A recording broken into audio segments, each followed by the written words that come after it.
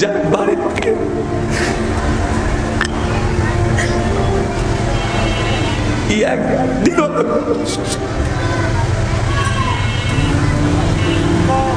যার বাড়ির থেকে আমাদের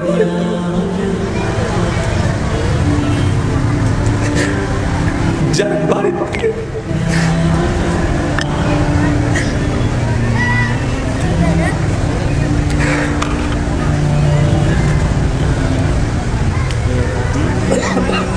चार हजार किलोमीटर 4000 किलोमीटर যার বাড়ির দূরত্ব যার ভাষাটাও বুঝিনি আমরা তার আরবি ভাষা আমাদের বাংলা ভাষা যার ভাষা শেখার জন্য মানুষ 20 বছর ধরে চেষ্টা করছে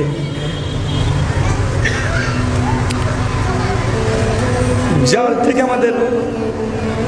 বয়সের দ্রুত 1400 বছর আগে দুনিয়া থেকে চলে গেছে না দেখে ভালোবাসা তার জন্য গোটা বিশ্বের 180 কোটি মুসলমান এক পায়ে দাঁড়িয়ে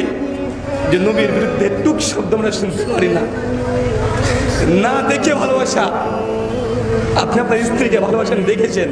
তার রূপ সৌন্দর্য অথবা কোন কিছু একটা দেখেছেন তাকে দেখে আপনি ভালোবেসেছেন অথচ আল্লাহ সুবহানাহু ওয়া তাআলা আমাদেরকে এমন দৌলত দিয়েছে ইমানের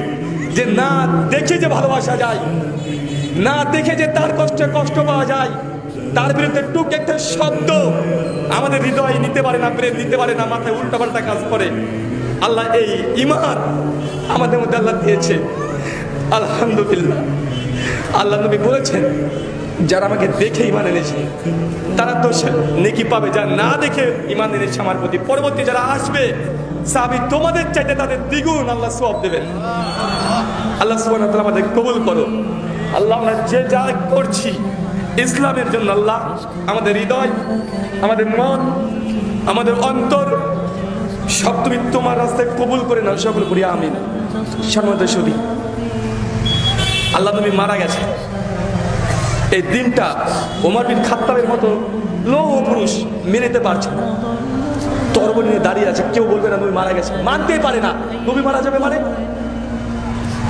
যখন দেখছে যে না ওমরকে কেউ ঠেকাতে পারছে না আবু বকর রাদিয়াল্লাহু আনহু তিনি ছিলেন না মাঠে কাজ করছিলেন তিনি খবর পেয়ে ছুটে চলে এসেছেন এসে আমাদের আয়েশার ঘরের সামনে যে লাখ লাখ মানুষ জমা হয়ে গেছে সবাই কাঁদাকাটি করছে নবীর জন্য আবু বকর রাদিয়াল্লাহু আনহু ঘরের মধ্যে প্রবেশ করেছে প্রবেশ করে দেখছেন আল্লাহ নবীর শরীর মোবারক নিচে পড়ে আছে চাদর দিয়ে ঢাকা আছে আবু বকর রাদিয়াল্লাহু আনহু সঙ্গে সঙ্গে চাদরটাকে তুলে সত্যি দেখছেন নবীর দুনিয়াতে নাই তিনি চলে গেছেন নবীর কপালে একটা চুম্বন করলেন চুম্বন করে আবু বকর রাদিয়াল্লাহু আনহু অঝোর ঝোর তিনিও কাঁদছেন ঘরের মধ্যে আমাদের আয়েশার ঘরে বাইরে এসে দেখছে যে না মুসলিম উম্মাহ বিক্ষিপ্ত হয়ে গেছে এই সব মুসলমান যদি ভেঙে পড়ে তাহলে মুসলিম জাতির উপরে কাফেররা আমারও আক্রমণ করবে এই মুসলিম জাতি এত ভেঙে পড়লে হবে না আবু বকর সঙ্গে সঙ্গে এসে চোখ মুখ মুছে একদম শক্ত মেজাজে নিজের জামাই মারা গেছে নবী মারা গেছে নিজের বন্ধু তারপরে শক্ত মেজাজে তিনি চলে এসেছেন কঠিন হৃদয় নিয়ে তিনি বাইরে এসে বলছে ওমর ইজলিস ওমর তুমি বসো তুমি মানুষকে ভয় দেখাচ্ছ মানে নবী মারা গেছে ইজলিস তুমি বসো ওমর বসছে না আবার বলছে ওমর ইজলিস ওমর বসো ওমর বসছে না আবু বকর বুঝতে পারছে ওমরকে বসানো সম্ভব নয় আবু বকর সঙ্গে সঙ্গে ওখানে দাঁড়িয়ে তিনি খুতবা দিতে শুরু করে দিলেন আম্মা বাদ ফামান কানা মিনকুম ইয়াবুদু মুহাম্মাদুন কদমান হে বিশ্বের মানুষ তোমরা জেনে রাখো দীর্ঘ 23টা বছর আমরা নবীর সঙ্গে ছিলাম যারা তোমরা মনে করছো নবী সাল্লাল্লাহু আলাইহি ওয়াসাল্লাম আজকে ফামান কানা মিনকুম ইয়াবুদু মুহাম্মাদুন কদমান যারা নবীর ইবাদত করতে জেনে রাখো আজকে আল্লাহ নবী এই দুনিয়া থেকে চলে গেছে মৃত্যুবরণ করেছে আর আমরা যে আল্লাহর ইবাদত করি সে আল্লাহ ওয়াল হাইয়ুল কাইয়ুম তিনি চিরঞ্জীব চিরস্থায়ী যখনই এই কথা বলেছে আব্দুল্লাহ আব্বাস রাদিয়াল্লাহু আনহু বলছেন সঙ্গে দেখছে ওমর উঁচু হয়ে তাকিয়ে দেখছে